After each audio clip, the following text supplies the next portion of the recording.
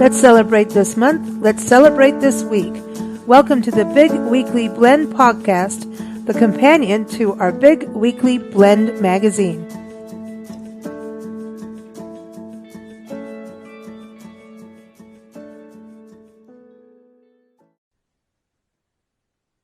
Hey, everybody. We're super excited to kick off the month of December.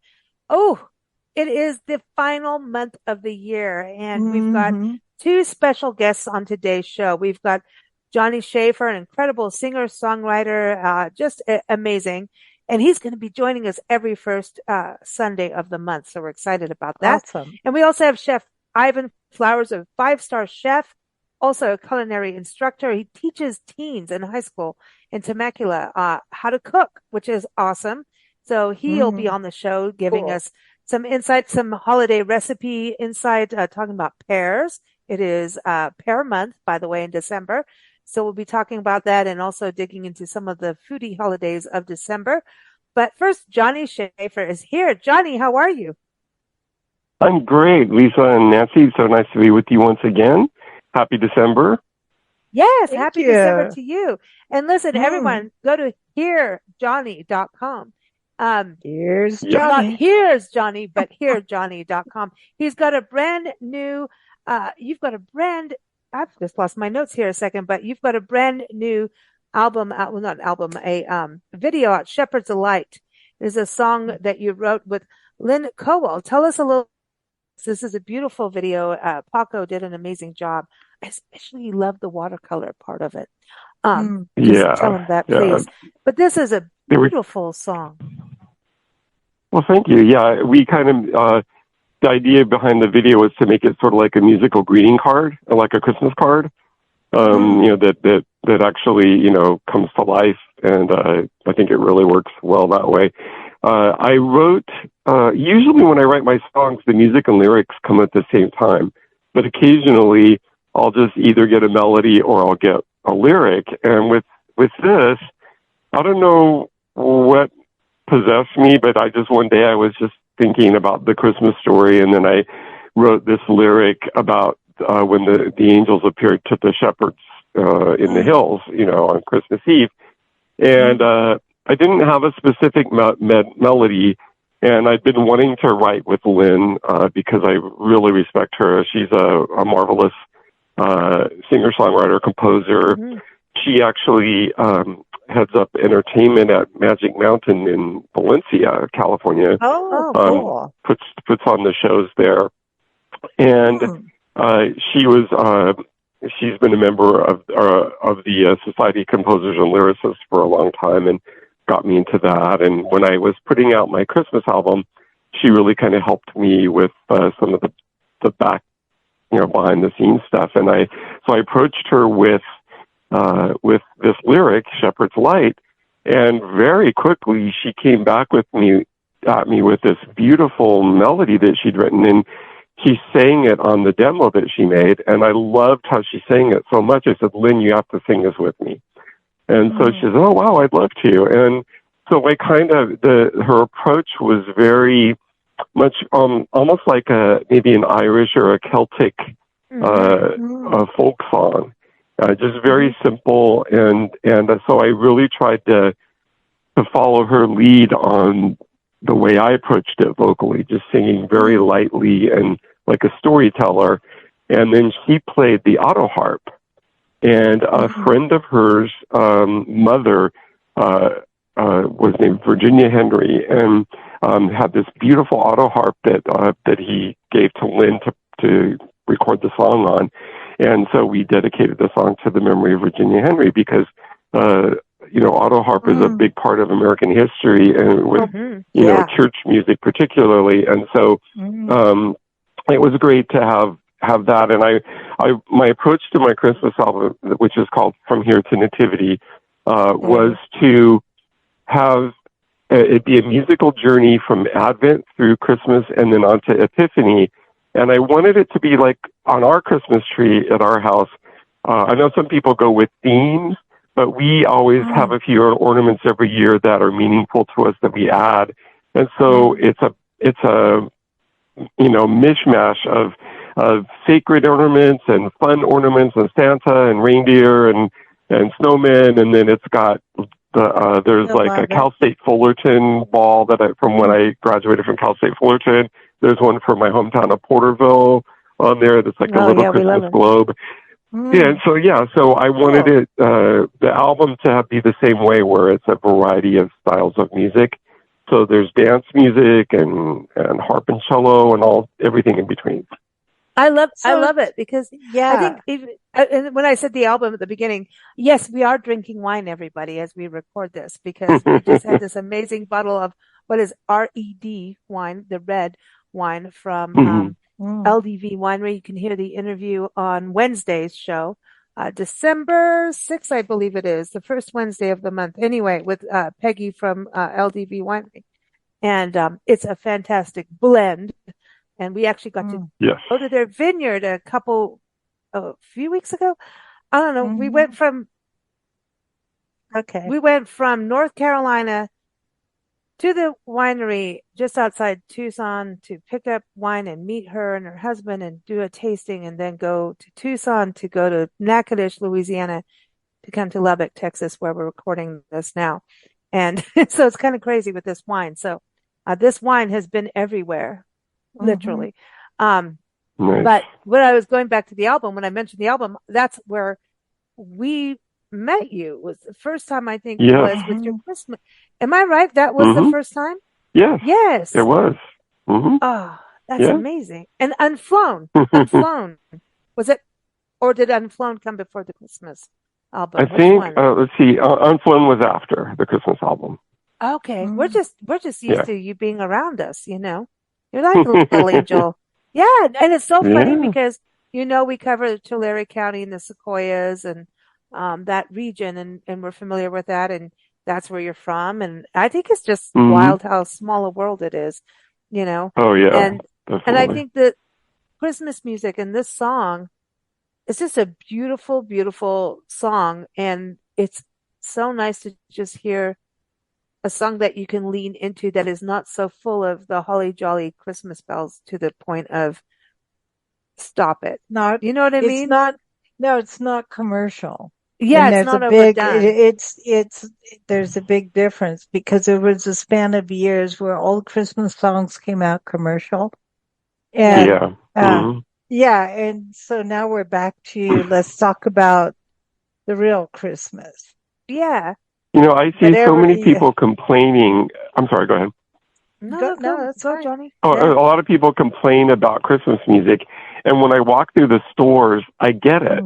Like, there's the stuff they play in many stores and restaurants and such is awful.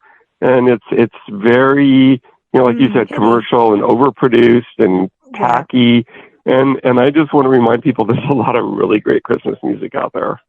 Yes, there is. And so, speaking of that, we have we're starting our Christmas music it's Christmas and winter holidays.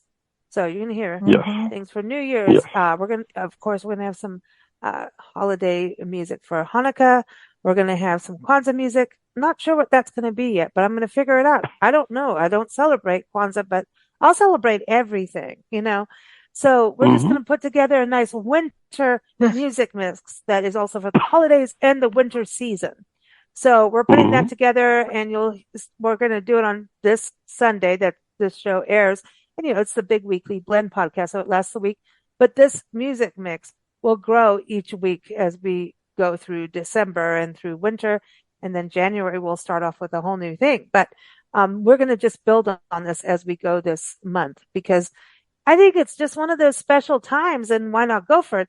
But I felt it's so interesting, Johnny, because, as we travel the country full time, we're on the road and we're always doing the radio. What can we find the local station? Because you can find really, really local stations where people are calling in to buy and sell their trailer, get someone to mow their yard. I mean, seriously. And I love it when I find stuff like that. Nancy knows I get giddy. Like, you're hearing the people of the town, and sometimes you get university channels and stuff like that, which are cool on the radio, but it's rare because the rest of the time you're listening to the same preset playlist on radio stations, and it's the same, thing. But this year, even more than last year, wouldn't you say, Nancy? We have Christmas channels going even pre-Thanksgiving. Don't you think, Nancy? It was pre-Thanksgiving Christmas channels or stations, wherever we were traveling this year. Don't you think? Mm-hmm. I don't know where Nancy went, but that's what we've been hearing everywhere. I don't know. She disappeared. Yeah, but, it's funny. I'm in some Christmas groups because I love Christmas, and people are often really obsessed about, well, when can I start listening to Christmas music? When can I start decorating my house? And I'm well, whenever you want to. It's not like, there's this rule that you can't listen to it before. If it's not your thing, don't listen to it. But for me, like I listen to Christmas music all through the year. I mean, not all the time, but often I'll just get in the mood. Yeah, exactly. Yeah. You can do whatever you want. So I'm excited about doing this playlist, and you've got some great songs, of course. We're going to have your newest one, especially promote Shepherds Light the video. So everyone, tell everybody how they can find you on YouTube so they can see it. It's real easy. Just type in the YouTube search bar, just type @HearJohnny. HearJohnny. And my YouTube channel will come up and @HearJohnny. Yep, the @ sign, and then Hear Johnny. And awesome. All my videos will come up, and I have a couple of playlists. There's actually a playlist for my From Here to Nativity album. We've made videos for all but 4 of the songs now. And then there's also an eclectic Christmas playlist of music videos too. So, very cool. All that's on my Here Johnny YouTube channel. Cool. Now I know you do a lot of work with Melissa Manchester, and you put one of her songs on the list. There's Still My Joy. That's a really, I like that because I think the holiday season can be tough for people sometimes. It really can. Ups and downs. Yeah, and it seems like people pass away more during the holiday season. Honestly, I hate to say it, but it feels like that. Don't you feel that sometimes? Absolutely. I had a friend whose daughter was killed in a car accident on Christmas Eve. Oh. And so Christmas Eve is terrible for her every year. And so Melissa wanted to address people that, that the holidays can be difficult for. Mm-hmm. And There's Still My Joy is stunningly beautiful. It's just a very... it's contemplative, but it just says, despite all of the, the pain I might be going through, there's still the joy of Christmas, and so it's a really lovely song. Yeah. Nancy, you're back. We got her back. Nancy, your favorite Christmas song? What is one of your favorites? Oh, Nat King Cole singing Chestnuts Roasting on an Open Fire. What's the name of that? I don't know the real name. I think that is, isn't it? Mel Torme's Christmas song. I think he was the original. Yeah. They call it the Christmas song. Yeah, I just grew up with it. Whatever relative's house I was in, that was the song they played. And then there's all the other ones, of course. But I don't know. There's something about his voice and the lyrics that just, I don't know. It was written in the summertime. They wrote it in the summertime. Really? No, in California in the middle of the summer. Yeah. Oh, that's so weird. Wow, no, now I have to rethink it. Maybe his chestnuts were roasting. Sorry. Sorry. He couldn't help but go there. Scene. It's the wine, I'm telling you. No, but he sets the scene. Yes, he does. He sets the scene. And when we lived in England, we got to see chestnuts roasting on an open fire. Apparently, I talked to Glenn about playing knockers. He says you don't call it knockers anymore. You can't say knockers with the chestnuts. I got in trouble. I love roasted chestnuts. Oh, man, I want some chestnuts. I know. And so that's the first time I saw it, and it meant so much to me. Coming from the States and hearing that song and wondering what roasting chestnuts, I don't like. What's a chestnut? Get the giggles just now. It's funny. Okay, I'm gonna rescue this. I want to bring up the song 2,000 Miles by Chrissie Hynde. And the Pretenders. And I have an acoustic album of hers that she did an acoustic live. I don't know if it was a VH1 or MTV or if it was just an acoustic album, but they were doing that at one time. They realized, hey, we want to do an acoustic live. They were recording all that kind of stuff at that time. And she did 2,000 Miles. And I don't care if it's the acoustic version or any of it is just, it's that longing of someone coming home. Yeah. Whether it's Christmas or not, but she brings that up and I don't know. Chrissie Hynde is still like one of the most badassery women I know. I don't know her, but you know what I mean? She is.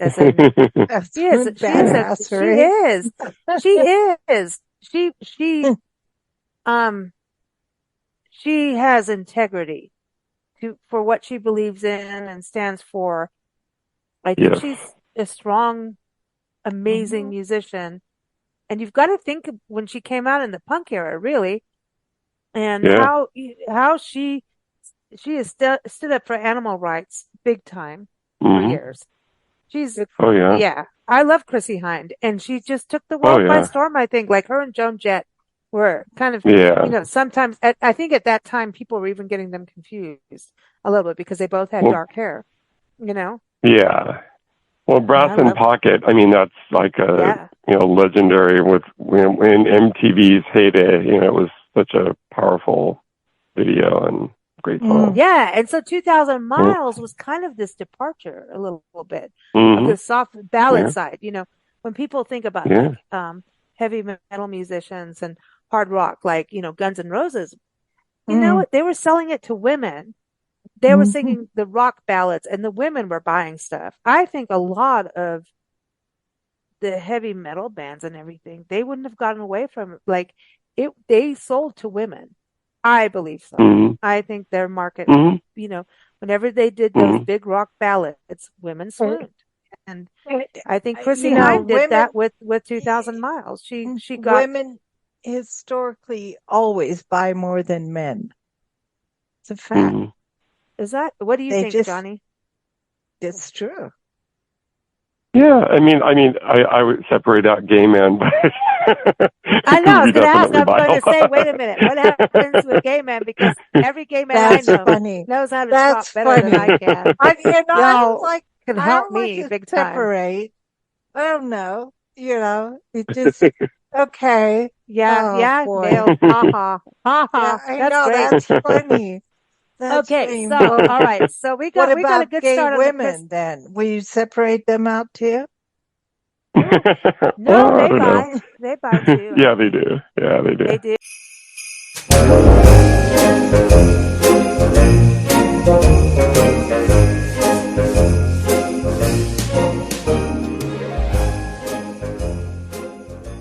One more. Yeah, go ahead. Okay. Well, no, one more Christmas song. Because talking about Porterville, my friend Matt White. Yes, I wanted to get into brilliant.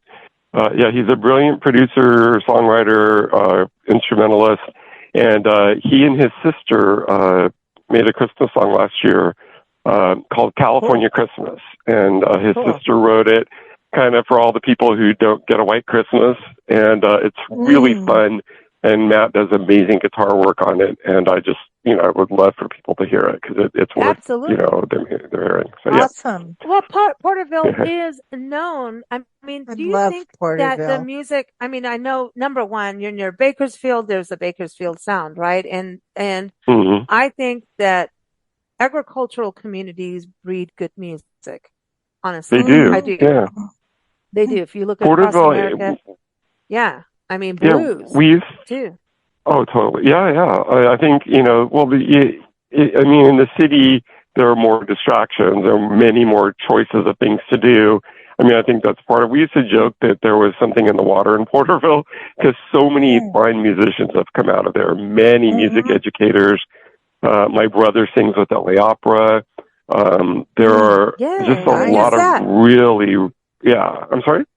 You were just at your brother's performance. Yes, last night they did El Último Sueño de Frida y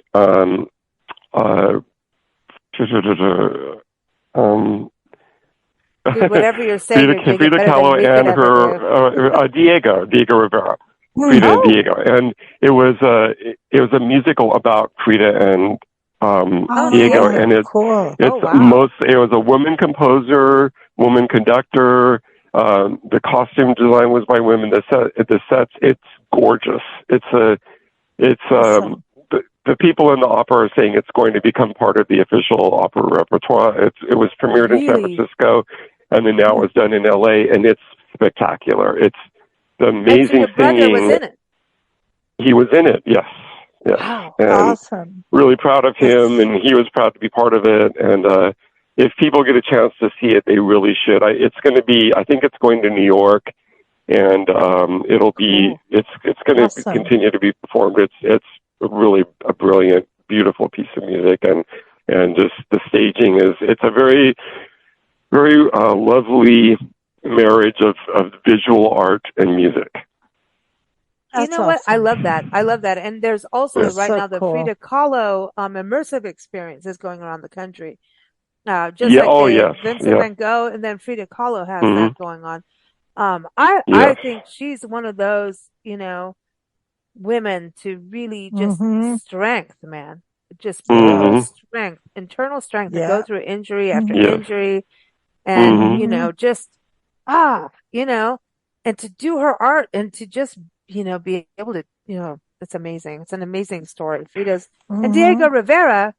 And so we in Tucson we do a show with Lance Labor, who's the executive director of the DeGrazia Gallery in the Sun in Tucson, which is the gallery that Ted DeGrazia built. He's a Southwest artist. He's passed now many years, and he was mentored by Diego Rivera and Jose Orozco in Mexico, and he is one of the most reproduced artists in the world, and he had so much art. He took a mule into the Superstition Mountains in Arizona and burned his artwork so that the tax people wouldn't tax his family on his art. That was what happened from his legacy.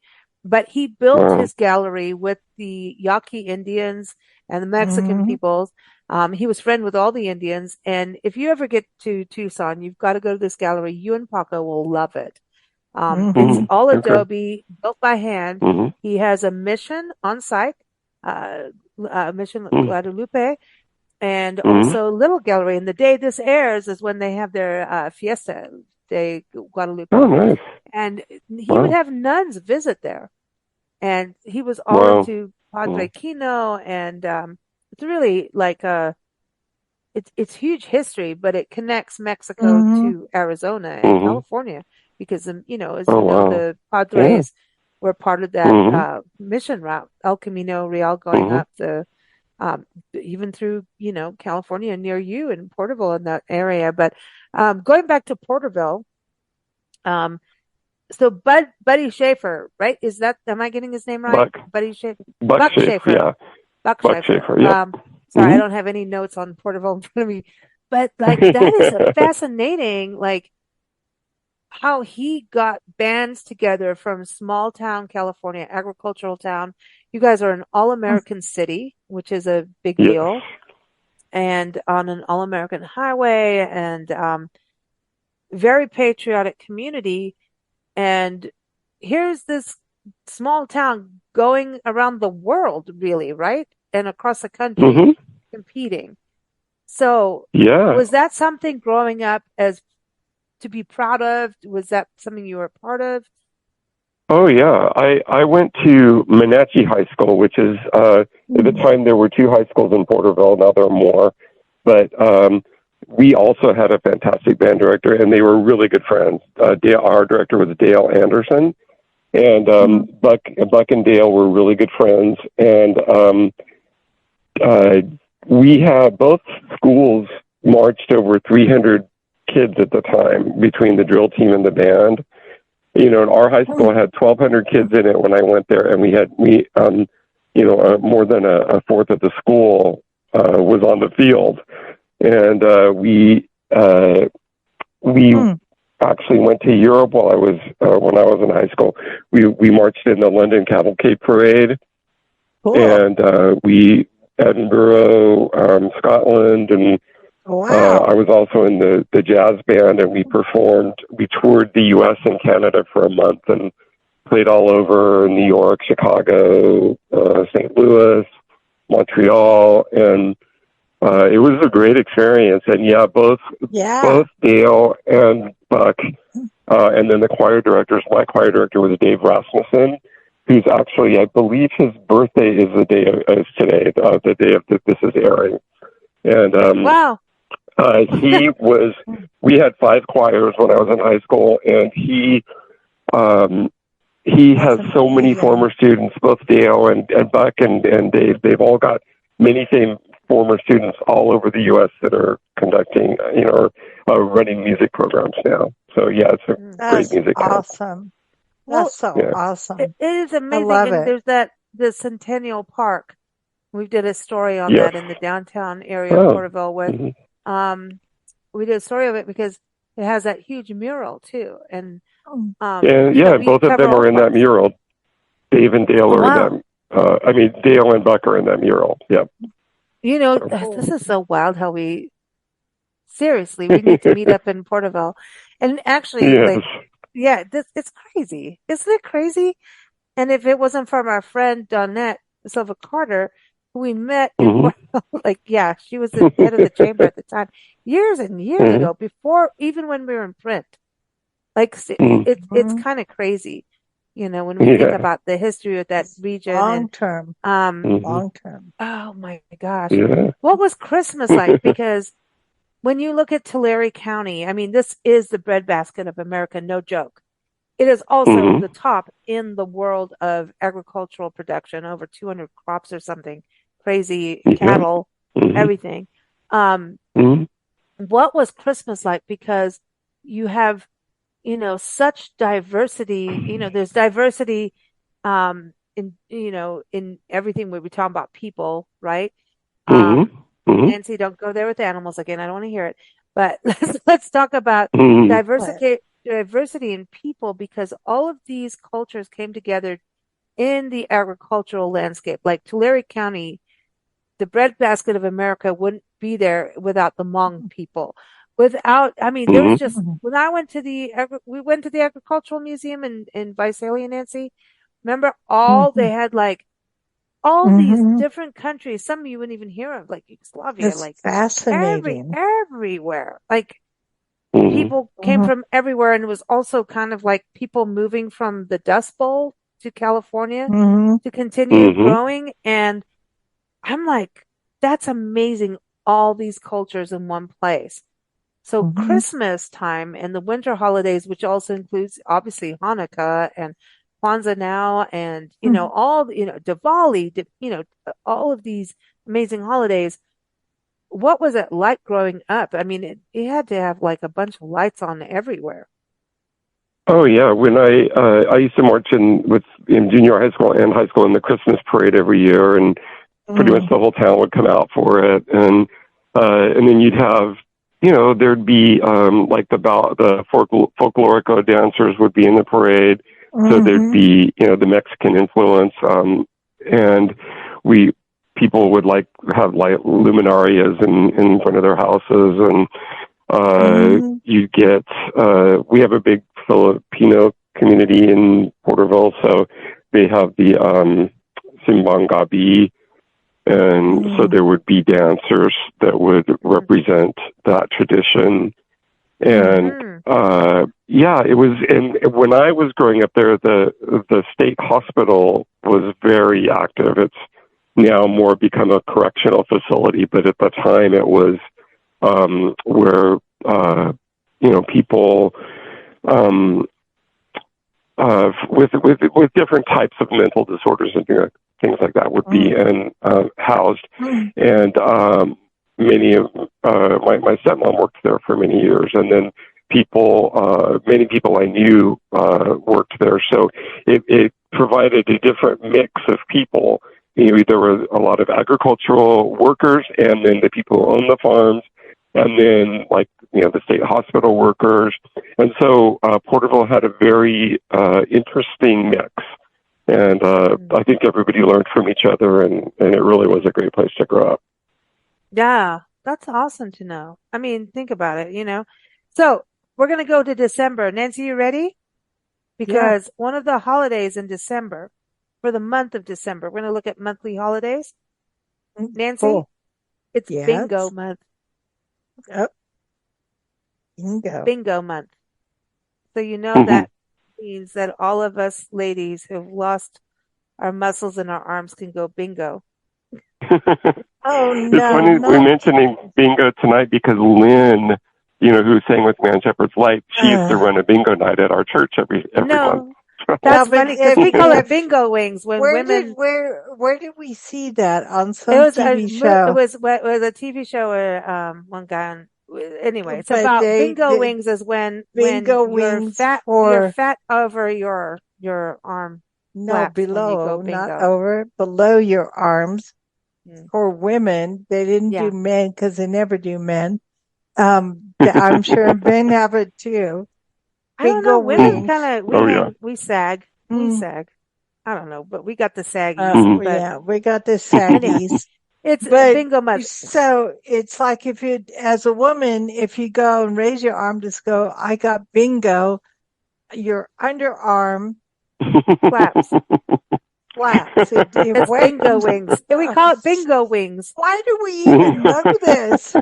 I don't know, but I just had to bring that up. But, because, Nancy's talking about chickens, I mean, come on. So we might as well bring her to the bingo wing. I'm keeping in the chicken spirit of things. But now wait, keeping in the chicken spirit of things, it is also eggnog month.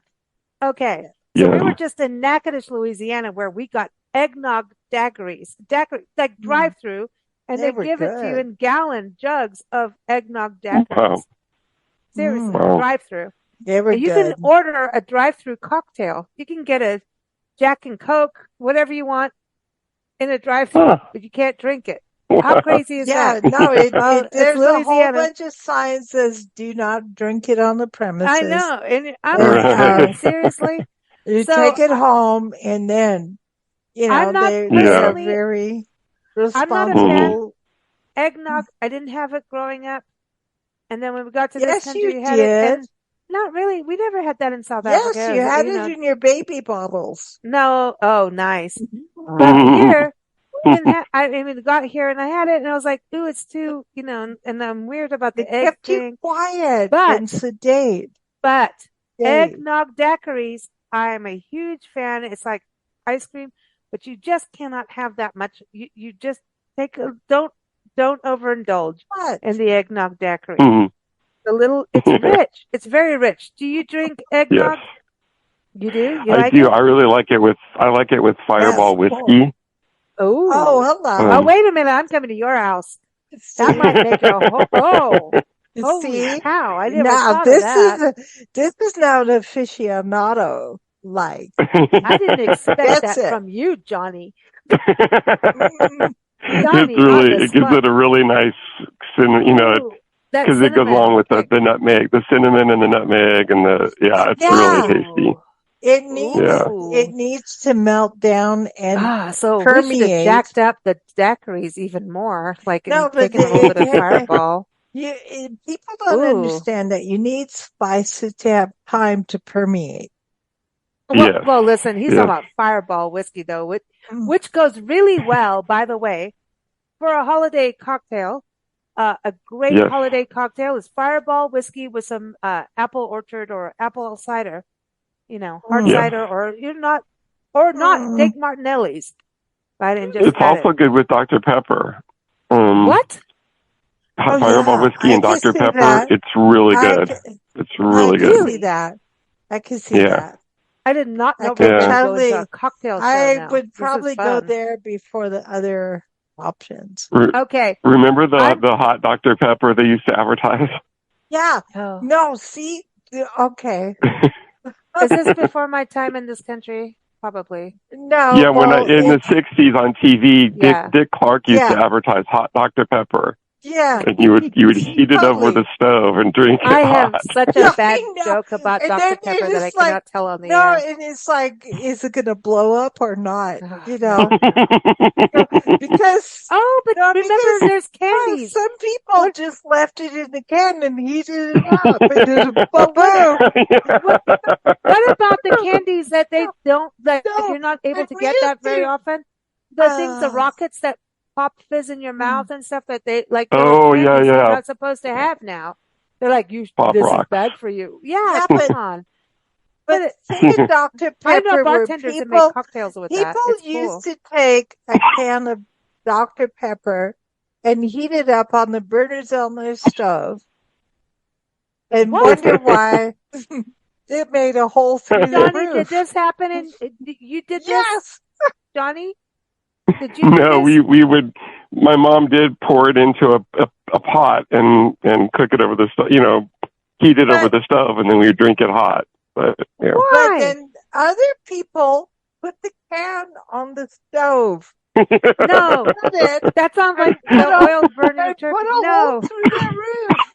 No, Okay. Wow. oh, God, it All was right. so So funny. I'm gonna go. Okay, you guys, we're gonna get into. Sorry. Okay, it's Safe Toys and Sorry. Gifts Month. This would not be. Do not give your kids a can of Dr. Pepper this month. No, It's no. also Worldwide Food Service Safety Month. Do not put your Dr. Pepper on the stove.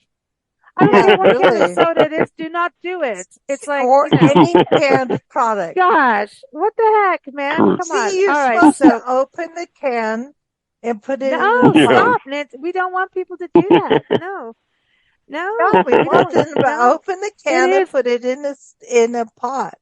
It You is don't. also okay. It is also Art and Architecture Month. I think that is Cool. very cool to do in this month because when it starts to get drab and gray and all of that, go and look at the architecture because even with snow on buildings and there's Oh, just, it's beautiful. look at the architecture comes through and art brings color to the drab, Mm-hmm. So I think Art and Architecture Month is fantastic. Nature needs a rest. She's taking a Absolutely. break, and she's going to get us some snow and whatever, but look at the architecture of trees. I never looked at architecture. I don't know. As we travel, we look at architecture a lot in different, historic places and everything. But we interviewed a black and white photographer, G.B. Smith, and everyone, if you go our Blend Radio and TV.com site, type in G.B. Smith. He's a black and white photographer of architecture, and he's a black and white photographer because he's colorblind, and he just really sees architecture in a different way, and it's amazing. His work does show that architecture does mimic nature, no matter how you look at it. You do not have architecture without nature being part. Humanity has copied nature from day one.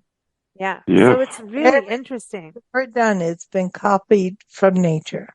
But his photography, he's got a new book out called Pathways, and he does a lot of those old jetties, the fishing docks in Maryland and Delaware and those areas, and pathways and bridges and just even some buildings that you would think, oh, it's just another skyscraper. Then when you look at it through a black and white perspective, it really changed my perspective on things. Like really, just beautiful. Well, so I read this article like about 6 months ago, and they were talking about when you look at cities, they're ant colonies, and when they can't push any further under the ground where ants live, they go up and they move on. And so you get colonies that go up, you get colonies that go sideways.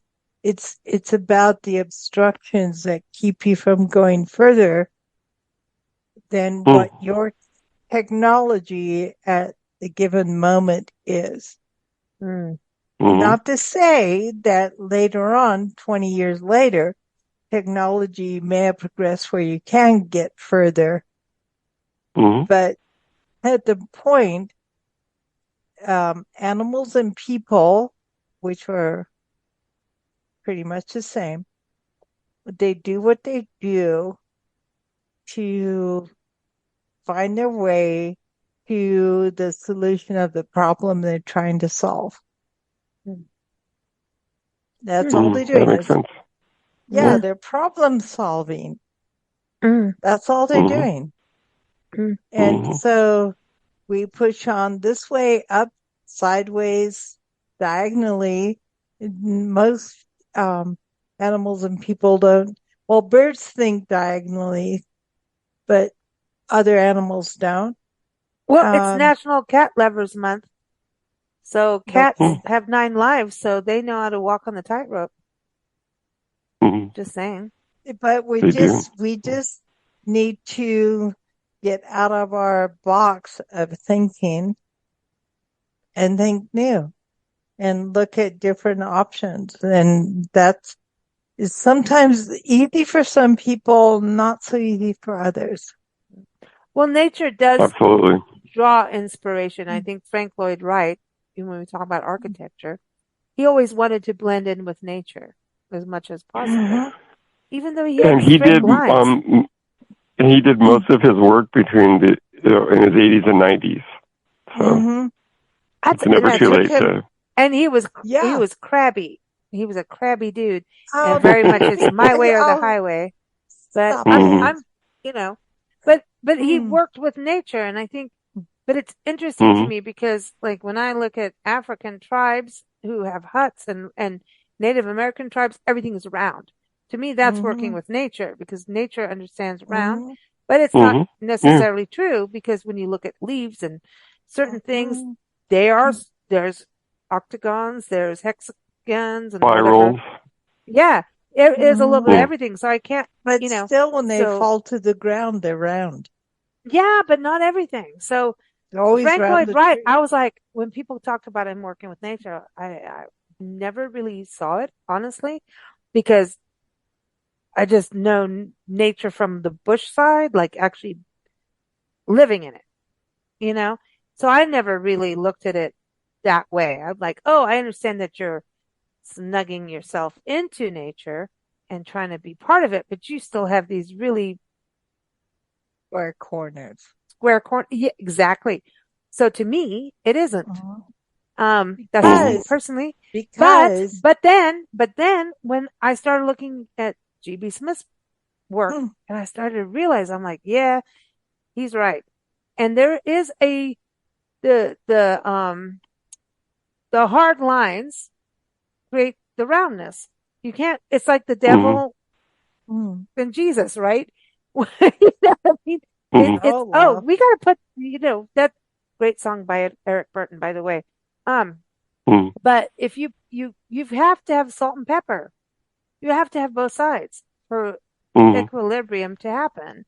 So it's like kind of if we look at our country being all crazy, well, you're going to have 2 crazies to make a balance somewhere, or maybe we can just kind of balance in somewhere. But nah, it's not going to happen like that. I had a friend who said that an airplane needs a left wing and a right wing to fly. Right. Exactly. And that's it. So it's not all one or the other. It doesn't work that way. It's called balance. Yeah. And so balance is off or it's in or it's out. And you're trying to get 1 million plus people, 1 billion, to balance at the same time. Think about it. And then now we're going to talk about plants and animals and everything that's living and breathing balance at the same time. Well, a seesaw still has to have a straight line, right? Yes. The seesaw doesn't exist without the straight line. And so in nature, like if you look at a branch, it's pretty much a straight line sometimes, right? There is this balance. So I think as we go into December and we go towards January where everybody does all the crazy resolutions and everything. Mm-hmm. What I want to say is like, maybe through this season, we can find that balance of understanding the round and the straight and put them together. Mm-hmm. And we can make babies. Yeah. I don't know. You know, you're here. I mean? You know what I mean? You understand what I'm saying? It's just kind of that, let's have that balance. And yes. Maybe we can find that, because I always looked at nature this way, and then I found out I was absolutely wrong. So, I feel good about that. Yeah, last month I released Little Bits of Heaven, that song, a song romantic. We talked about it on the last show, and it talks about balance and about finding, you know, the taking the good with the bad. So, yep.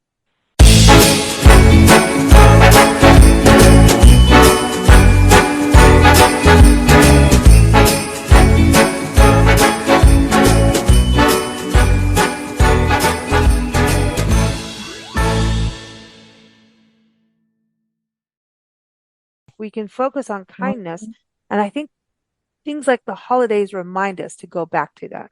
I love your gratitude club because it reminds us of that. And I need to get back into that. I'm always like, oh, I'm late, you know, but I always get in there, you know. It's, I think and everybody, that's the gratitude club on Facebook, Johnny's group. It's awesome. People post, their 5 things they're grateful every day. And I'm telling you, you be grateful on your worst days. You need it. On your worst days, you need it. Trust me. I find it's especially when I want to remember to be grateful, because it just kind of brings me back around, and, you know, helps me with that context of, you know, okay, yes, today's a rough day, but I have so much to be grateful for. Exactly. I love it. So, Johnny, in closing, what is your favorite holiday meal? My favorite holiday meal. I guess, you know, we're pretty traditional. My mom used to do both turkey and ham at Christmas and Thanksgiving, both. Wow. And so that's just what I kind of grew up with. And so I guess, that it brings back a lot of memories for me. So I'd have to go with that, very traditional. Awesome. Well, everyone, we're kicking off the music playlist, and it's going to have Melissa Manchester, Johnny Schaefer. We also have Matt White that Johnny was talking about, and many more that Johnny has contributed to. So thank you, Johnny, for your big list. You've got a big list. So you can basically thank Johnny for the music list that kicks it off for this episode. But Johnny will be on, hopefully, if he stays on after our little crazy conversation today. He'll be on every first Sunday of the month. So we look forward to many more shows with Johnny, and kicking off the new year with you. So I think we're going to have to wait. The baby and the cake, that's going on the playlist. I'm sorry, it's going on. That has to happen because that is about eating the king cake and biting into the baby. You ate the baby. Oh, not the dingo ate the baby. Not that one. I know. But isn't that like it's like Mardi Gras cake too, right? Isn't that when you bite the exactly. baby?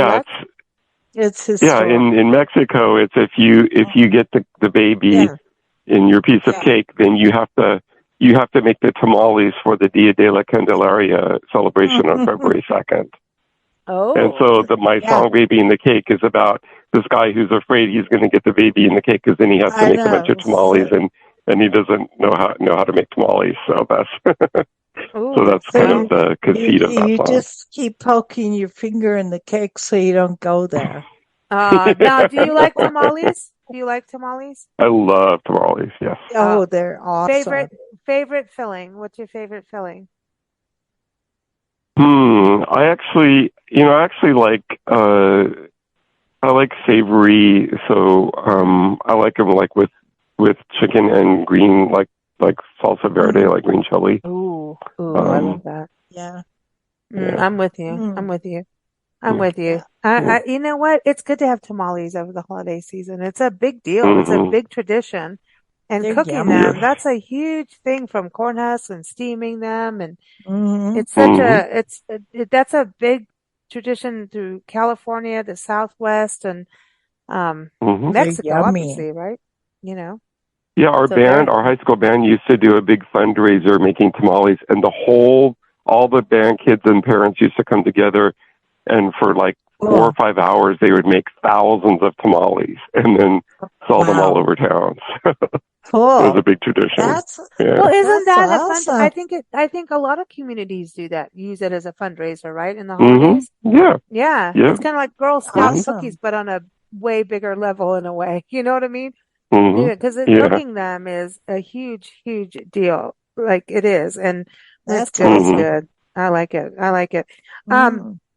Oh Golly Looky. I want to hear about that. That is a song about a kid he's afraid that Santa Claus overlooked him. And so he's singing, he's jealous about his brother and sister getting presents. And then I used you remember the movie Little Shop of Horrors?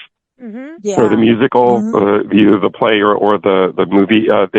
They have the backup singers do this kind of snarky commentary through music, like it's 50s rock and roll style music, and they do this commentary on what's going on. So I had these 3 fantastic backup singers that came in and kind of vamped and did a bunch of comedy in the song. So they're kind of making fun of the kid, and his obsession with did Santa get me anything, and so it's a pretty fun kind of rock and roll Christmas song. Oh, I like that. I like that. And then you also talked about your dad's favorite carol, which is "Bring a Torch, Jeanette Isabella," and you sent me a message saying that you're getting like tons of views year round on this on YouTube. Yes, that particular video. It's a lyric video, and for whatever reason, all year long, every day I get at least 20 views and sometimes hundreds of views, even in the summertime, in the springtime. That one video it's actually my most watched video consistently, like no matter what time of year. I don't know what it is about that song, but chestnuts and summer. Yeah. See? Here it is. Yeah, I didn't realize so many people loved, that particular song. So, that's awesome. Wow. I mean, so this is so cool that people and everyone, this is all going to be up and linked from the show notes as usual. But, Christmas is a magical feeling. And I think it kind of goes back to our childhood excitement, and Hanukkah, I know it's not as exciting, but you do get latkes and those are good. Well, but yummy. Nature says you need to take a time of rest, and animals do it every 2 hours. They take 15 minutes. Humans don't. But it's fun. We're out I'm of. talking about it's the inner joy of fun. I know, but the time of rest is where you can access inner joy. You can't do it while you're working. Think about it. I have joy when I'm working. I like what I do. I know, but okay. But sorry, I like what I do. I think Johnny gets joy in his singing. So because you don't have a boss. That's right. I do think that you can try to bring joy into whatever you do. It's kind of the mindset, and it can really change how you experience it. Yeah, I think it is about your attitude. But how many people do that or know how to do that? Right. Access that ability. Go to Johnny's Gratitude Facebook group.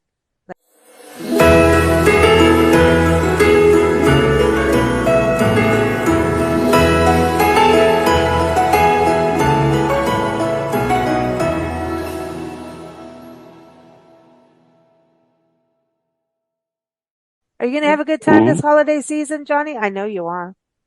Oh yeah, I'm a Christmas guy, so we've had our tree up for 2 weeks already. Already? Really? Really? Yeah, So you don't wait till yeah. after Thanksgiving? Awesome. You do it before? No, I like to have it up during Thanksgiving. So yeah, we always put it up early. Oh, do you do outside lights? Do you do outside stuff? Or is it we when we had a house, we did. Now we're in an apartment, so we do have a light up Rudolph and a light up wreath outside our door. But that's really cute. all we can do here. Yeah. Yeah, but that's cute though. That's cute. What kind of ornaments do you put on your tree? What do you choose? That's what you're saying. Yeah, for ornaments. I actually buy a few every year. I was a Christmas baby. I was born December 21st. So someone bought my parents a little angel ornament, and I came home on Christmas Day. And my parents, I was a baby, but they kind of have me, helped me put it on the tree. And so every year, that is the first ornament on the tree. And then I have all these other ornaments that just I collect through the years, and they bring back memories of all these different. I remember when I bought that one up at Big Bear, and I bought this one in Solvang, and I bought that one in Europe, and so Pea Soup Anderson. The Christmas. Sorry, you said Solvang. Oh, that's awesome. You said Solvang, and for some reason my mind went to Pea Soup Andersons. Do you guys remember? Oh, yeah, absolutely, yeah. Johnny, thank you so much. It has been so much fun. I think we're going to have a part 1 and part 2 of this show because we've gone over time like crazy. What were we thinking of, it always goes that way. But go to hearjohnny.com and his YouTube channel too. And then most importantly, buy his music. Don't just stream it, buy it. That'd be awesome. Musicians need that support. Yeah, you can get there's a Christmas ornament that goes with my Christmas album on my website. Nice. So, yeah. Oh, nice. Oh, so people can get that on your website, right? They can. Yep. Mm-hmm. Nice. And you can actually set your own. You can set your own price. So you go on and you just pay what you think what you think it's worth. So I trust you. Wow. So. Well, you guys are nice. Yeah. Wow. Awesome. Well, it's actually go ahead. No, go ahead. You were saying this before. Oh, well, Jane Siberry suggested that to me. She's a really great singer-songwriter, and I've actually found that people often pay more than I would have charged for it. Like they'll throw in an extra $5 or whatever, and so it's worked out. And people don't have a lot of money, and they can stream it. So at least if they're going to my website to pay something, I appreciate it because it's really hard to make money at this music stuff, and so so I appreciate what people feel they can afford. Yeah, no, but that's a human to human connection. I love that.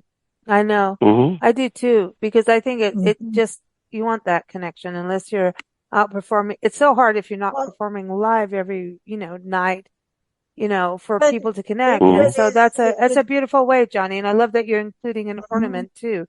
That's something special as well. So everyone hearjohnny.com and keep up with us at bigblendradio.com. And part 2 will be Chef Ivan Flowers on our next segment. So just keep streaming and you'll find us. Thank you, Johnny, and happy holidays. Happy Christmas. You too. And we'll be chatting with you in the new year. Great. Looking forward to it. Same to you.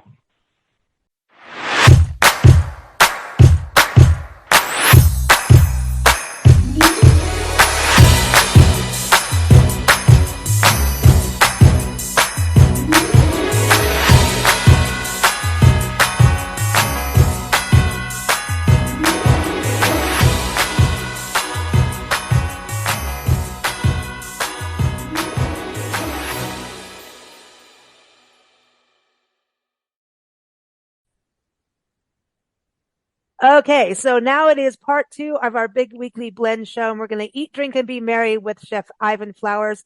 Ivan is a 5-star chef. He's also a culinary instructor, and he teaches teens in Temecula how to cook, which is always exciting because I think this is a life skill all kids need to learn, and so do we, as many adults do. Right, Chef Ivan? How are you?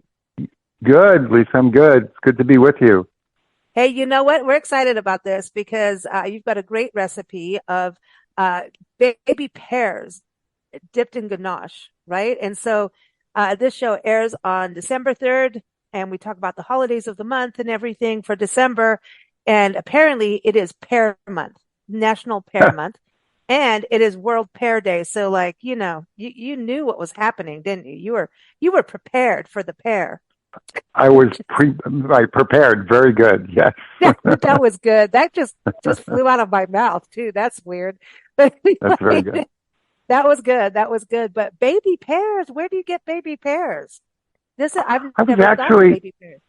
There's a counselor teacher up at Temecula who has very large property, and she has these pear trees, and they're baby pears. So she gave me, I sent some students over, excuse me, to pick them. So I was inundated with all these little baby pears. So the first thing I thought, and they're really sweet, really nice. They have a stem on them.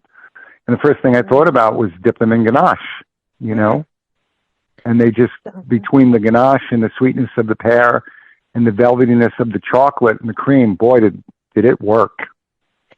So this is interesting because you're not going to cook the pears because they're babies. You just, yes. You don't. Okay. Now the ganache, let's talk about ganache because, yes. It's a little bit more than chocolate, right? It's a little bit more than you put cream and chocolate chips melted together. Right. Exactly. And people, they get like really weird. How can I make this?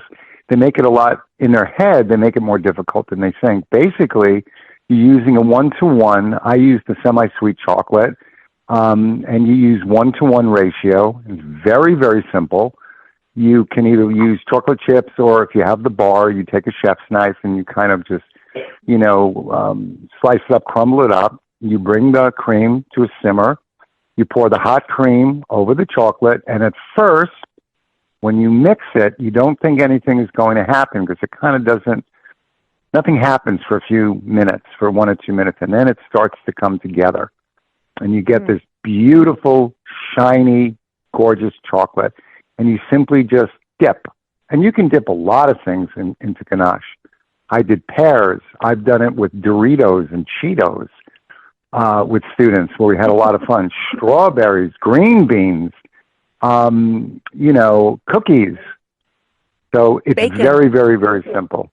Bacon, absolutely bacon. Bacon, pretzels. Absolutely. I like the pretzels. Pretzels, bacon, yes. Wonderful on bacon. And then you finish with a little French sea salt. Oh, I like that. Now, can we spike the ganache with some sea salt caramel bourbon? Yes, absolutely. Ooh. But absolutely. You do it like at the end. You don't want to put it at the beginning. You want to do it at the end? No. Because of the when cream? It comes together, yes. Let it come together and then put a little bit in and then taste it. Because you don't want to water it out too much because you want it to be able to coat. So if you're going to add a little extra liquid to it, you'd go with a little more chocolate. Mm. So we have these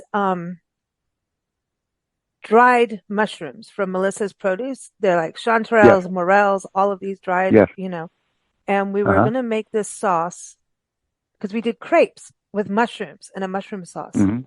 And they said, okay, you could cook the mushrooms in red wine, but you need to deglaze the wine. And we both looked at each other and went, okay, where's Chef Ivan? What the heck are we boiling the wine? What are we doing? And then we thought, we're not wasting our wine until we talk to you. So no wine went into our mushrooms, but they were good. Oh my God, these mushrooms. And we've got creminis, shiitakes. We still have some.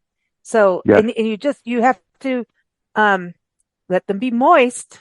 Everyone's favorite word. You've got to soak them for a while, like 20 minutes or something in hot water. And then you can. Yeah, you rehydrate them. Yeah, we rehydrated them, but they seem to, when they are dried, I don't know if they just soak up the flavor more because of the rehydrating them kind of process. They seem to really they're very intense. Yeah, they're very intense. I like to use them like when I do my lobster bisque, I put it in a dried I think a porcini, or it's been a while. I put it into the stock. Yeah, and it puts out such an incredible flavor, because when they dry them, they concentrate them, they dehydrate them down, and they get intense. So they're wonderful to work with. We did, we went to a friend's house and we put them in. She was doing slow roasted short ribs, and she did it in red wine. And yes. It turned out really good. So we just threw the mushrooms in, and it was this earthiness absolutely. came into it. But Yes. she did it in red wine and other things. But It's so funny you say that. That's what I'm making tonight for tomorrow. Oh, I'm doing cool. short ribs. Yeah, they're in the oven as we speak. Oh, she did it in a slow cooker thing. And by the time we put the mushrooms in, the sauce just thickened. When we first got there, it was like juice. And then it just thickened, and those mushrooms were like perfect. We put it with some mashed potatoes, and we had some really good wine from LDV Winery. Oh, red wine. It was a feast. It was a little feast that none of us could finish. But short ribs, I'm not a huge rib person. I've never cooked them, but they just fell off the bone, and they were good. That's a good Christmas meal, isn't it? Oh yeah. The trick is you always make them the day before. You don't want to make them the day of and then eat them. You want to make them the day before. Oh. Keep them in the sauce, chill them down, and then the next day bring it back on the heat, or as many as you want.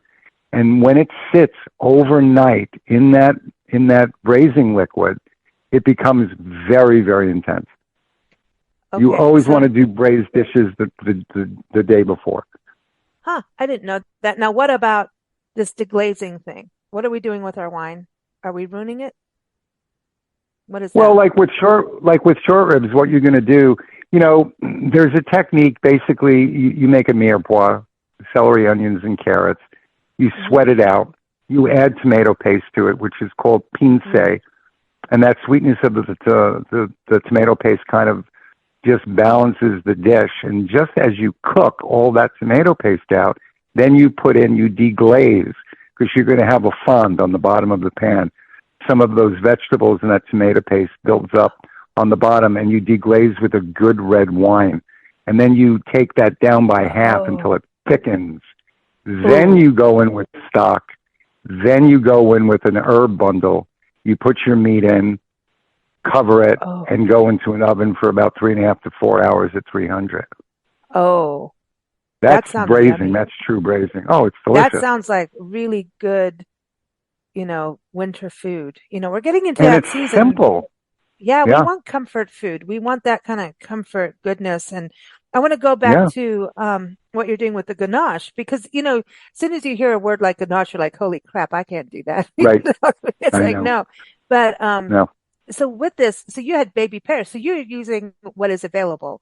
So like, could we just take apples, slice them, then dip them and eat them, or anything? Absolutely. Yeah. Sure. Okay. Absolutely. Okay. And we could take bigger pears, because not everyone gets baby pears, but this is and they're so cute. You want to give them little faces and say hi to them. I know. They have that beautiful shine on them, that little stem. They're wonderful. They remind me of crab apples in a weird way. Yes, they look like crab apples. Yes. But those are a little tart. You don't want to do too much with crab apples. No. Those are for cooking. No. You want to go, a little sweet, but tart works too. It's, whatever you like.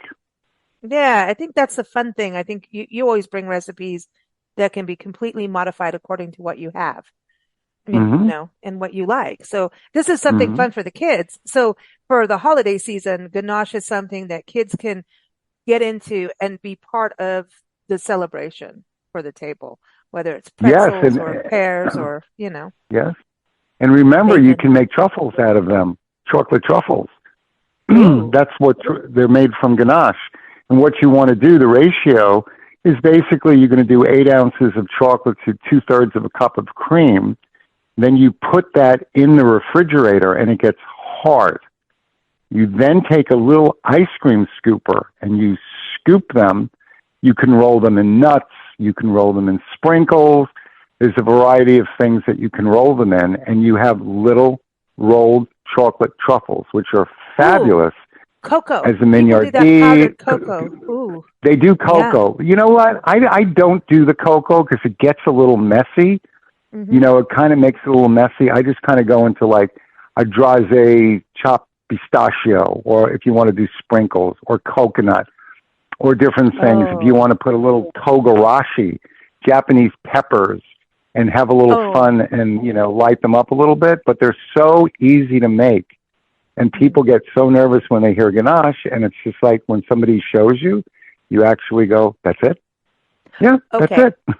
So when you're making the ganache, you've got the sweet, and everyone, the recipe is linked in the show notes. It's right on the homepage of BlendRadioNTV.com, or go into the cooking section on the site, or type in ganache, because I think this is the only ganache recipe we have because we've all been so scared.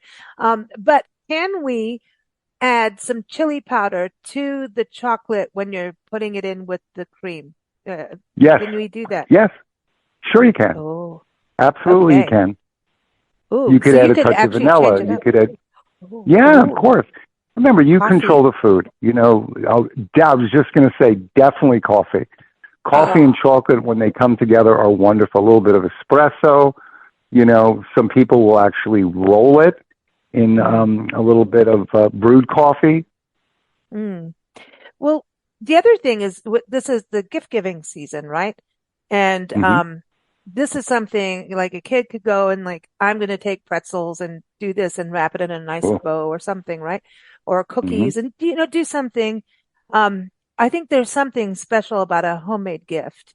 And especially if you're on a budget, it's a way of like, hey, I'm putting some effort in. It's something from me to you. But what about like doing something, you know, number one, this could be Christmas Day. This could be Hanukkah. This could be Kwanzaa. This could be New Year's Eve delights, right? But if you're rolling them into little truffle balls, you could make like a jar of truffles for friends. You could go to town on what you're dipping in according to what you're, you know, who you're gifting, if they like specific things, you know? Yeah. The flavors are endless, and also the presentation is gorgeous. You know, if you do all different toppings and stuff and lay them in a little box, people go crazy for this kind of stuff. Oh, that's cool. And think about a peanut butter stuffed pretzel. Yeah. Oh, I like that. Peanut butter stuffed pretzel. Mm-hmm. In ganache. I mean, you're there. That's the ultimate. Oh, wow. And candy canes. It's National Candy Cane Day on December 26th. Oh, wow. But I do believe one of the days, I think it's the 30th, is Bacon Day. So I'm thinking we could be doing that. But you could take so many different things. This is fun to do, but the candy canes you'd almost be making your own bark that way. Yes. By dipping it in, you know? Mm-hmm. Oh, I like this. And okay, now have you ever gotten into gingerbread making? Because I know that happens this year. I don't do a lot of gingerbread, you know, or ginger houses. Or you know, tell you the truth, I'm not a big fan of ginger. It's even cooking wise. Yeah. Huh, I use it in certain sauces and stuff, you know, sparingly, Moroccan chicken and different things. Or if you do, what's the famous dish, the meat dish that uses ginger? Escaping me. Sauerbraten. But other than that, I'm light on ginger. So, okay, December 5th apparently is National Comfort Food Day. What would you say is the ultimate? For comfort food? Just what we were talking about. Something braised, like a short rib, or a good beef chuck, you know, 3, 4, 5 hours, with a really good garlic mascarpone herb mashed potato. And I would do probably a little sauteed broccolini with a little lemon and Parmesan, and then take that jus that it was cooked in with the vegetables, and you go into a blender and you blend it, and you add a little bit of butter and a little bit of olive oil and some sherry vinegar, and make a really, really nice top sauce to put on top. And then you sprinkle a little pecorino romano or a little horseradish just to wake it up. Oh, that's comfort. What's up with this horseradish sauce that's with ranch or something? And we had this in a restaurant. Good. Oh, it's good. You could put anything fried and put that in. Ooh, onion rings, French fries. I don't care what it is. It's really, really good. And since we talked to you, we've been in Louisiana, and they know how to fry food. They have meat pies in Natchitoches, Louisiana. They're like little meat pies, but they're pepper meat pies. Like they're peppery. Yeah. And it's almost like a Cornish pasty in England, but it's like an empanada. And they're so good. Yeah. But Nancy had the best Reuben she's ever had in her life. And she's the Reuben queen. Her best. Like, I think a good Reuben on a winter day is a good thing. Any day. A good Reuben any day is good. I mean, you can do a corned beef Reuben. You can do a pastrami Reuben. And it's something you can do at home that people always think go to the deli for. But we used to, we would do it with corned beef. People do that on, St. Patty's Day and stuff. But we used to do corned beef as our Christmas roast, was corned beef. And Nancy would put like bacon in stages or roasted in stages, and then put whiskey at the end, like bourbon or sherry or, and put cloves in it, stick it with cloves, and then smother it with dark mustard, like a really good dark mustard. And from there, like the leftovers we made into Reubens with good sauerkraut. You've got to get the right rye bread. Do not skimp on the rye bread. The rye bread is key.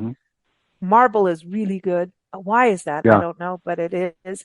And you've got a good Thousand Island dressing. You can't not have the Thousand Island. It has to have Swiss. Yeah. Oh, yeah. It's magical. The Swiss or provolone. Yeah, Swiss or provolone. For us, that's what we would do. But a good Reuben, like, I think we get so stuck with, turkey after turkey after turkey. I think we should, change it up a bit for the Christmas dinner.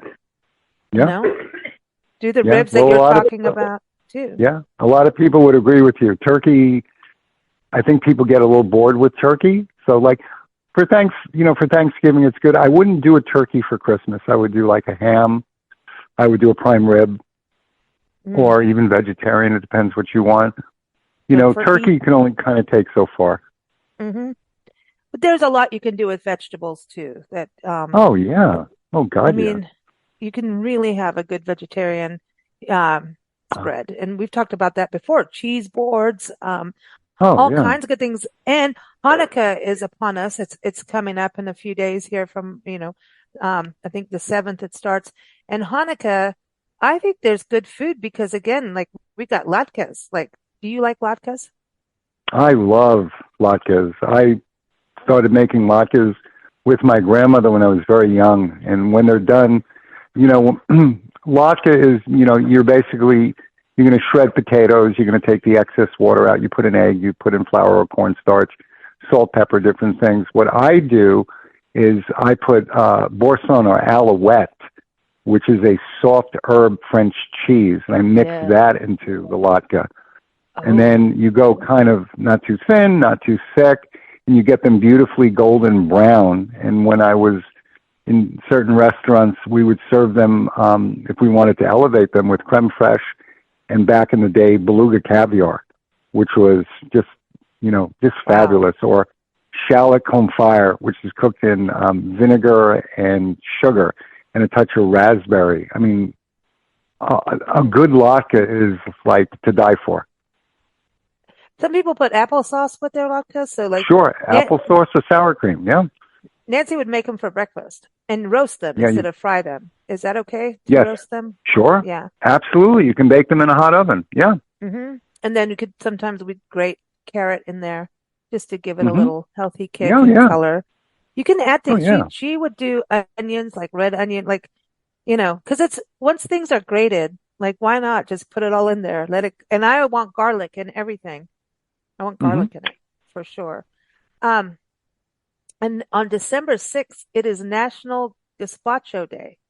So I think that's interesting since that's a cooler soup for, the holiday season. But then it's red, right? Gazpacho is red, so it's a nice color.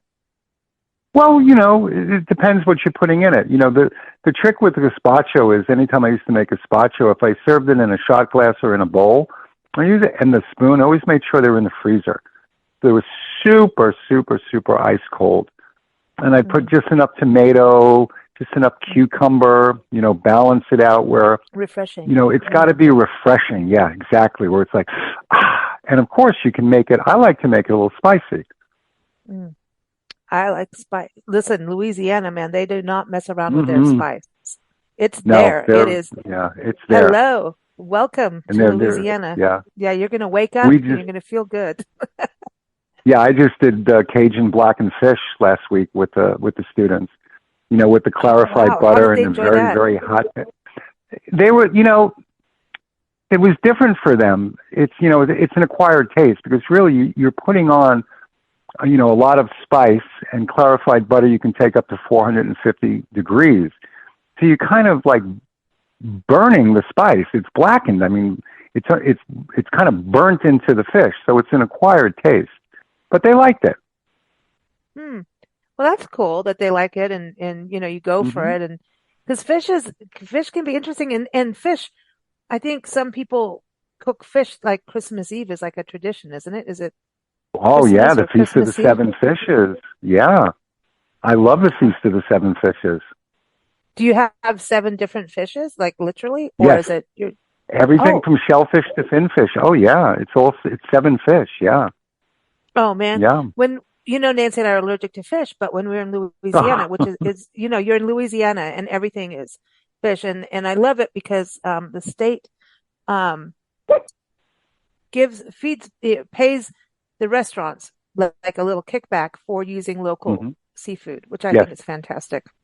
They do it for festivals, for local musicians, and keeping things local. But they made these baked potatoes in this one restaurant, Merci Beaucoup, as it was more of a French style restaurant. That's where Nancy got her really good Reuben. They took these huge baked potatoes, and then they put etouffee, if I'm pronouncing that right, and then these giant shrimp on top. I don't know if it's a crawfish or shrimp. It's like a big curly whirly at the top that was fried. And this was the deal for people. This was a huge deal. This baked potato with etouffee, whatever etouffee is. Yeah. So that might be an interesting Christmas thing. I remember I was in New Orleans years ago. There was a restaurant, Stella's, Chef Bowman, who did tempura fried jellyfish. It was, I can't even explain it. Well, they can fry anything in Louisiana. Seriously. Yes, they can. Fry, and we went, there was this, in Natchitoches, there's a French Market Express one night, and it's a gas station diner, and they have a gas station food trail. And literally you get po' boys, boudin, if you're in the South Louisiana, and all. Boudin is like a French thing, with rice, and they did hog's head cheese, and they got us to eat hog's head cheese. I did it. Yeah. I did it. Yeah. But I love head cheese. Oh. No, well, no, you can you go to Louisiana with us next time and take care of that. Yes. But we did it. But you must try what you can, And the fried food, I remember that one night we'd done back in our live radio show days. We used to be on those, and when we did them, and we'd done a show, and it was like 8, 9 o'clock at night, and it's a gas station by the hotels. And it's smart. And they just doubled their gas. I mean, these people you sometimes can't even get into the store. The lines are so big. You can't even get in. Yeah, of course. They are known for yam cake, and then their fried food. You can go in, you can buy wine, and that's what, of course, we did. You can sit in the middle amongst all the groceries and eat. It's funny. But you go in. I love it. And we hadn't had half of these fried things. And the guy behind the counter was like, have you had this? Well, then you need to try it. We walked out with this pile of fried food, and Nancy and I looked, really naughty girls, but they have drive-through daiquiris in Louisiana. Seriously. So we had this eggnog daiquiri, and it's eggnog month, by the way. And so we had eggnog daiquiris, and it's been written about in the New York Times and stuff. And I'm like, okay, this is probably the only way I'm going to drink eggnog. Do you drink eggnog? Because that can be weird if you don't know who's making it with the eggs. Okay, you know. I'm not a big eggnog guy. I'm not a big egg. To me, it's like a sip is enough for me. It's very rich. Yeah, it got too much, but then we kept going. Let's have some more, and then I realized, no, you don't want to do that again. But speaking of sweet, December 7th is National Cotton Candy Day. And in England, they call it fairy floss. We used to call it candy floss in South Africa. Cotton candy. Yeah. Now, I've been in restaurants where they do stuff with that. Have you ever made it? Yes. Many years ago, we bought the machine. We bought everything. It goes around and it shreds little threads and it comes like it creates. And it's very sweet, and you pour everything in and the machine does it. And it looks beautiful on the plate, but to me it was like very melts sweet. So quickly. I liked it when I was a kid.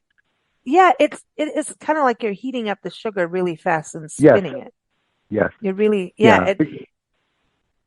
it's cool. Oh, you were talking about chocolates. National Box of Chocolates Day is December 28th. We've got National Pepper Day. What's a pepper pot? Like the actual pepper? Sure.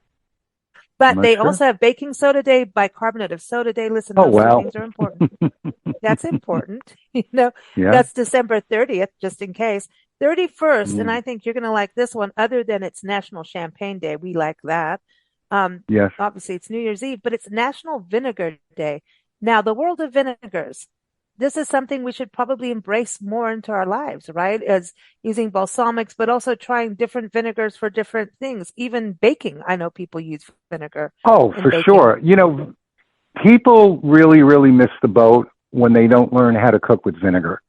With all the different vinegars out there and the acidity, which is not that high, people think it's a lot higher than it is, and you balance it out with something a little sweet, which is a gastrique. Learning to work with vinegars in sauces, in glazes, is one of the best things you can do cooking. Same thing like with mustards. People kind of miss the boat on that. Doesn't mustard have vinegar in it? Like, isn't it mixed? Yes. Like they crush the actual mustard pod things and then mix it with vinegar. And then I don't know what makes it a dark mustard. I don't know if that's just the plant. All the different seeds, how it's, I mean, one of my favorite things is I do a Costa Rican swordfish, and I simply take a little sugar-free orange marmalade with mustard and vinegar, and I just mix it up. I put it on the swordfish. I roast it in the oven, and it comes out a little bit of breadcrumbs, a little Japanese panko on top, and it's just like, boom, bang, Now, malt vinegar, I grew up with that in England and South Africa on chips, which is like a fat French fry.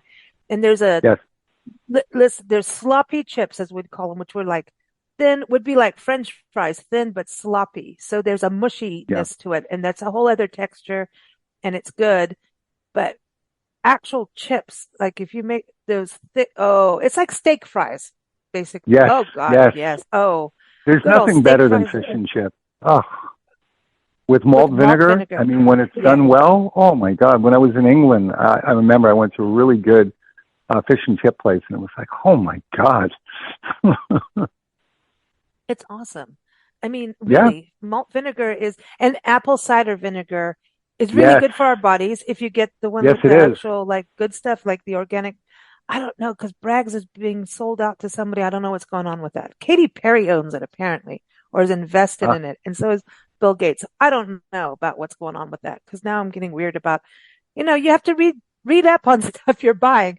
But apple cider vinegar is really good for even cleaning, for refreshing a room, air freshener wise. It's like apple cider vinegar is like the goodness of goodness, and you can cook with it. And I think that's the one that people bake with, I think, is apple cider. I'm not sure. Yes. But it's good. Yes. It's good. Okay. So we got vinegar, believe it or not. I didn't know we were going to talk about that for December. But, okay, there's all kinds of like National Date Nut Bread, Day. That's good. Yeah. Dates are good. National, I don't know how to pronounce this. Pfeffernuss Day? Pfeffernuss? I don't know what that is, but it sounds baked or something. Eggnog Day, Pumpkin Pie Day, National Kiss the Cook Day. So that's a day for you and Tracy. There you go. National Fruit Cake Day, and I think it's Fruit Cake Month. So that's always the fruit cake. Yay. But, National French Fried Shrimp Day of December 21st. There you go. There's Sangria Day, Hard Candy Day. Oatmeal muffin day. There's a day for everything. No kidding. National Roast Suckling Pig Day. Oh, wow. I wouldn't do it. Yeah. Who's going to do that in their backyard in Hawaii? Hawaii, they might do it. Yeah. I wouldn't. Yeah, I just, can't do it. I can't. I know. No, because it's a baby. National Maple Syrup Day. That's a big deal to actually get real maple syrup, the real stuff. Maple syrup. The real stuff compared to, yeah. Yeah. I mean, once you've had the real stuff, you can't go back. I remember getting some from a guy in Vermont, and he was just even doing his own labels. And he was just, he's on the Food Network and everything, but he was like for real cottage industry with his maple syrup. And Nancy and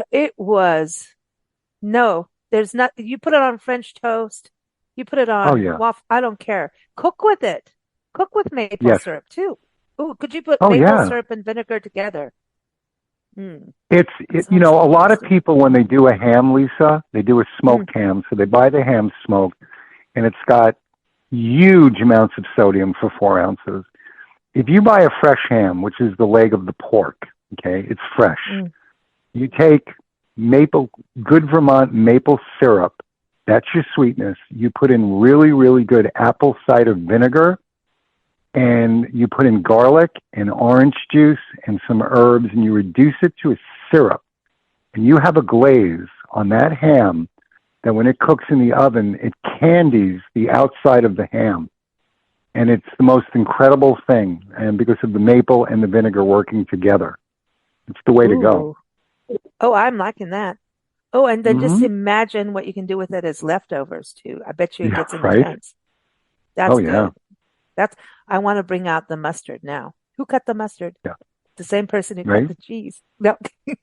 Okay. So, all right. So there's National, I never say this right, Chef Ivan. I know you're going to know how to do it. National Bouillabaisse Day. Bouillabaisse, yeah. Yeah, bouillabaisse. So it's bouilla. Yeah. Bouillabaisse. What is that? Yeah. It's like a cioppino. It's a fish stew with saffron. And when it's done correctly, it's wonderful. It's very balanced. You eat it with crusty bread and a good white wine. And a lot of times they put small whole fish in, and it's just it's to die for. No, that's it. Because I remember you coming on a show this was years ago. I think it was even when you and Tracy lived up in Arizona, and you did this recipe, and you had the whole fish on the plate. And I remember getting emails about this, like, he put the whole fish, like with the face, and I'm like, and you're like, that's how it's done.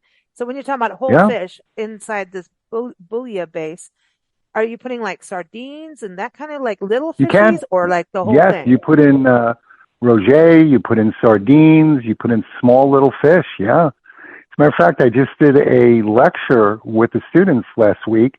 How do you know if fish is fresh? You buy it whole. Well, how can you tell? Well, are the eyes bright? Are the gills super red? When you press the skin, does it bounce back? Or make sure none of the scales are coming off. It smells like cucumber. It smells like the sea. It's fresh. Most of my career, I used fresh fish. It's the only way I knew that it was fresh. Do they get slimy? Like if it's not? Yes. The skin will get slimy, the eyes will get foggy, and the gills will become brown, and you don't want to touch it at that point. Is that why a lot of people smoke them? Like smoke fish as a way of preserving them? Oh, yes. Oh, yeah. I love a good smoked fish. So like when you sturgeon, salmon. So is that smoked, so it's preserved, and then you could put it in a sauce or something like this? Yes, and then you can also do a cold smoke. Bacon is cold smoked. Salmon, lox is cold smoked, where you're just infusing the smoke and not cooking the fish. Or you can do gravlax, where you're salting the fish with brown sugar and salt, and you're curing it, and then you're cutting it paper thin with cream cheese on a bagel with a touch of lemon. Oh, speaking of that, it's National Lemon Cupcake Day on December 15th. And you mentioned bagels. December 11th is National Have a Bagel Day. Now let's talk about bagels, because you lived in New York City for a while, right? Yes. And you Yes. know that there's bagels and then there's bagels. Yes. There's the BS bagel and the real bagel, Yes. right? Tell everybody how to find a good bagel. Can you make your own? Can a home Yes, cook it's make funny their that own? you said that, because about a month ago I did bagels with my students, and I was hesitant because I had never made a bagel before. So I said, so Tracy found me a really good recipe. I said, am I going to be able to do this? They came out like some of the best bagels they'd ever had in New York. I was amazed and they're not hard. It's not hard to do. You boil it for 45 You seconds. really do boil bagels in water. Yes. Oh, yeah. You put them in boiling water. Yes. You make the dough. You let it sit overnight. You form the bagel. You put it in the boiling water with some places do sugary malt. I did some brown sugar. And then you put it in the oven. You put whatever toppings you want, and it is remarkable the way they come out. So is that what gives you that the sugar is what does that actual The chew? The chew and the crust. It's like the it actual gives you crust. the chew and the crust. Yep. That's so when what you a great take it out, it's like that's the crust, and so you're not baking it ever. It is all boiled. No baking. You boil it and then you bake it. Okay, you do bake it. This is so cool. Now, Reuben on bagel. You do rye bagels? Oh sure. Man, you use rye flour. Sure. I've worked in a wheat bagel. bagels. My first job in this country was working in a bagel, a deli in Florida. Good for you. And I had all these New Yorkers come in and ask for pastrami on a bagel. I thought they were donuts. I had no clue. And New Yorkers, when they want their stuff, right? And yes. Man, did I have to learn how to move in that deli. It was a food court in a mall, and they taught me pretty darn quickly, because I wasn't going to make it if I didn't learn fast what all these you got to move. were. Sense of urgency. Yes. It's the pumpernickel that. Oh yes, the pumpernickel bagels. That's what was with my molasses. Yeah. Oh, is that what it is? So funny. That does it. Yeah, Trace and I were just talking about molasses and pumpernickel bread the other night. Yeah. So that's what the marble rye is rye with the pumpernickel molassesy. That's why it's so swirl. good, because we love the swirl. Don't we always love a good swirl, whether it's ice cream or cake? Everybody wants a marble. Okay, so National Pastry Days, December 9th.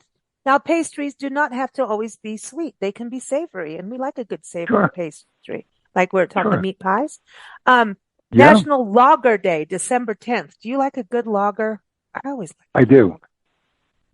I do. Yeah. And what would you pair it with? Just thinking festive time. Nice. I'm going to those pretzels. I would... pretzels. You know what? A very thinly sliced roast beef sandwich on a French baguette with Munster cheese, red onion, and Russian dressing. Oh. With an ice cold lager and a little bit of lemon in it. Works for me. So Russian dressing is the red dressing, not the Thousand Island. You know what Russian dressing is in New York? Ketchup, mayonnaise, and cut up pickle. Oh, Thousand Island. Yeah, that's Russian dressing. Okay. Why they call it Russian dressing, I don't know. Why do they have, what's that red stuff you see in the markets? The Russian, it's red, and it doesn't look, well, I suppose that is what you're saying. Yeah, we don't know what's in the mystery bottle, but it's also National Brownie Day on December 8th, if you want to be happy. And listen, the best baked, brownies, have red wine in them. Just saying. National Biscuits and Gravy Day is December 14th. Biscuits and gravy, that can be a little bit on the waistline with the sausage in there. Good gravy has sausage, right? That pepper and... Well, yeah, if you're doing it with biscuits, they'll do it with sausage. Okay, so while we were in Louisiana, we had biscuits for breakfast at our friend's place, but our other friend, Eva, made pear honey. And speaking of pears, so we got a recipe and she got a different recipe, and she did both, because she goes out to farms and gets her produce, and then she preserves and pickles everything. We were talking about her the last time we were on the show with you. And we were there, in Tucson, and she made pear honey, And it's really honey made out of pears. Oh. And let me tell you, put that on the biscuit in the morning with a good cup of coffee, and you are happy campers. Oh, yeah. It does taste like honey, but it's made out of a vegetable instead of bee honey. That's interesting. Yeah. Yeah, it's good. And we've got, everyone will there's a recipe on our site. Just type in pear honey on blendradioandtv.com. It is absolutely delicious. We first learned how to do it on a farm in East Tennessee. And they had this, it's the end of August, and they had those, those big brown pears? I don't know what their names are again. Those big brown, they go brown, like not rotting, but yes. Anjou, something like that. Anjou. There's Basque and those are Anjou. Yeah. Yeah, and her pear tree at that point was losing its leaves, and they were hanging, and so they were making their own pear honey, and it was, oh my gosh. Wow. Oh yeah, I'm into that. But wow, so I think we've done good on the food for the holidays. I mean, December's pretty darn good. This is very good. So start making ganache and have fun with it. It's a good idea for gifts. I think that's awesome. It's a great thing to do. But happy holidays to you and Miss Tracy and all your pets out there. And we will talk with you soon in January, because in the new year, we're going to unganache ourselves, right? Unlogger and unganache ourselves. Yeah. Everyone, again, Chef Ivan's recipe is linked in the show notes, and also just go to blendradioandtv.com and type in ganache. You'll find it. Thanks so much, Chef Ivan. Good speaking with you, Lisa. Be well. You too. Take care. Okay. Bye-bye. Thanks for listening to Big Blend Radio's Big Weekly Blend podcast. You can keep up with our shows at bigblendradio.com. And if you want to get our Big Weekly Blend magazine, just sign up for our newsletter at blendradioandtv.com.